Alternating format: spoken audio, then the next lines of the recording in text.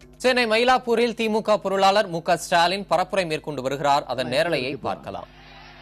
காயலாங்கடையில் நீ ஒட்டுமொத்தமா பாத்தீங்கன்னா அந்த பொருளோட விலை பாத்தீங்கன்னா 3000 4000 தான் இருக்கும். ஆனா 3000 4000 ரூபாய் வரைக்கும் இலவசமா கொடுத்துட்டு ஏறக்குறைய 5000 ரூபாய் 7000 கோடி ரூபாய் வரையில வரி போட்ட ஒரு ஆட்சி, இன்னைக்கு ஒரு கேடுகட்ட ஆட்சி ஒண்ணு தமிழ்நாட்டில் இருக்குன்னா அது ஜெயலலிதா தலைமையில் இருக்கக்கூடிய அதிமுக ஆட்சி தான். ஆக அதனால்தான் தலைவர் கலைஞர் அவர்கள் இலவசங்களை எல்லாம் தவிர்த்து விட்டு அவர் மக்களுடைய முன்னேற்றம், இந்த நாட்டினுடைய முன்னேற்றம், குறிப்பா இளைஞர்களுடைய முன்னேற்றம், மாணவர்களுடைய முன்னேற்றம், 84 லட்சம் பேர் வேலை இல்லாமல் பதிவு செஞ்சிருக்கக்கூடிய கொடுமை. ஆக அதை மனசில் வச்சுக்கிட்டு தலைவர் கலைஞர் அவர்கள் 501 உறுதிமொழிகளை இன்னைக்கு நாம இந்த 5 வருஷத்துல பாத்தீங்கன்னா ஜெயலலிதா ஆட்சியில 50 வருஷத்துக்கு பின்னாடி போயிட்டோம். ஆக 50 வருஷத்துக்கு பின்னாடி போயிருக்கிற காரணத்தினால நாம 24 மணி நேரம் பணியாற்றினால்தான், பல திட்டங்களை கொண்டு வந்தால்தான் இந்த நாடு முன்னேற்ற வழியை காண முடியும் என்பதற்காகத்தான் தலைவர் கலைஞர் அவர்கள் இந்த தேர்தல் அறிக்கையை அந்த அளவிற்கு தயாரித்து வெளியிட்டு இருக்கிறார்கள்.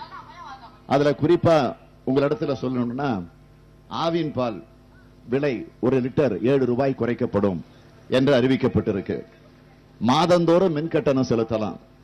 இதன் மூலமாக உங்களுக்கு 60% மின் கட்டணத்தை மிச்சப்படுத்தக்கூடிய ஒரு சூழ்நிலை உருவாகுது.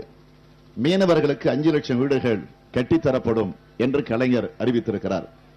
பொறியியல், மருத்துவம், வேளாண்மை ஆகிய தொழிற்கல்விகள் பயில தேர்வு செய்யப்படும் முதல் தலைமுறை ஏழை மாணவர்கள் அனைவருக்கும் சாதி வேறுபாடின்றி கல்வி செலவை அரசே ஏற்கும். அது மட்டும் இல்ல, மாநில அளவில் தந்த தேர்தல் அறிக்கை மட்டும் இல்ல, இது மாவட்ட அளவில் வழங்கிய தேர்தல் அறிக்கை மட்டும் இல்ல, 234 தொகுதிகளுக்கும் சேர்த்து தேர்தல் அறிக்கை தயாரித்த ஒரே கட்சி திமுக, ஒரே தலைவர் நம்முடைய கலைஞர் அவர்கள். அதுல பெருமையா சொல்லணும், இந்த மயிலாப்பூர் தொகுதியை பொறுத்த வரைக்கும் குடிசை மாற்று வாரிய குடியிருப்புகள் எல்லாம் ஆட்சிக்கு வந்தவுடனே அதை பராமரிக்கிற பணியில நிச்சயம் ஈடுபடுவோம். ரேஷன் கடைகள் அதிகப்படுத்தப்பட்டு ரேஷன் பொருட்கள் சரிவர கிடைக்கக்கூடிய ஒரு சூழ்நிலை ஏற்படுத்தப்படும். போக்குவரத்து நெரிசலை சரி செய்ய அதற்குரிய நடவடிக்கை மேற்கொள்ளப்படும். மீன்பிடி கடைகள் வரமுறைப்படுத்தப்படும். தொல்காப்பிய பூங்கா பராமரிப்பு பணிகள் மீண்டும் மேற்கொள்ளப்படும்.